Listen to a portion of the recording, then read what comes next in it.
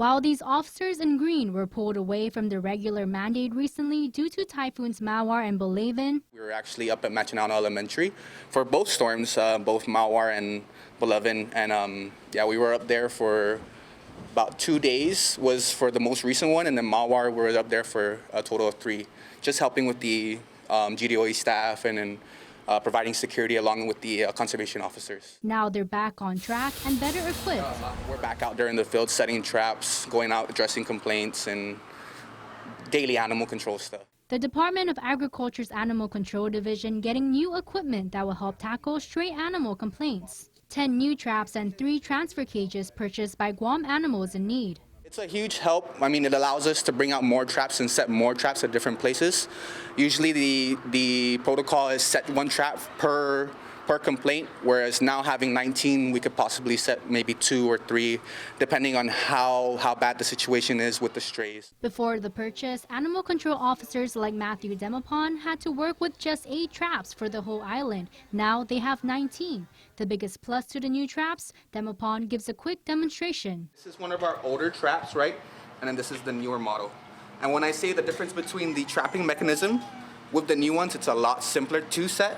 It's basically a 1-step process. All you're gonna have to do is push this lever down, lift the door up, and it's set. He says it's more convenient compared to their old equipment.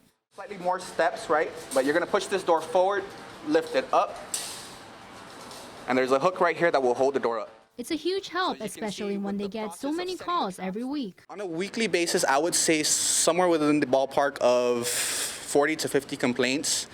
Out of the 40 to 50 complaints, I would say half of them would be stray related, and then the others would vary between bite holds, aggressive animals, neglect, and things of that nature. Sometimes cases requiring a lot more traps than they have. We've had multiple occasions where we've had calls where we have 20 plus strays at one particular residences, and we were only able to set 1 trap, whereas now having more allows us to bring more, of course, and be able to bring up more animals. And with 1 less to their team, it's less now. There's a total of 4 field officers as well as 1 dispatcher.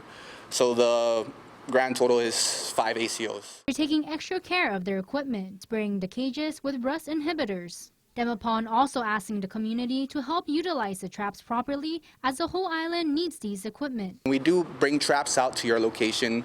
Some of the challenges that we encounter are the complainants themselves not letting us know when there are dogs in the trap. So when you do have the traps, especially at places like schools and places of business, let's just be very proactive in getting us out there as soon as a dog gets trapped, because we don't want the animal to stay in there for any longer than it should be. So, and of course we have things like the weather, and the weather in these past few months has not been forgiving.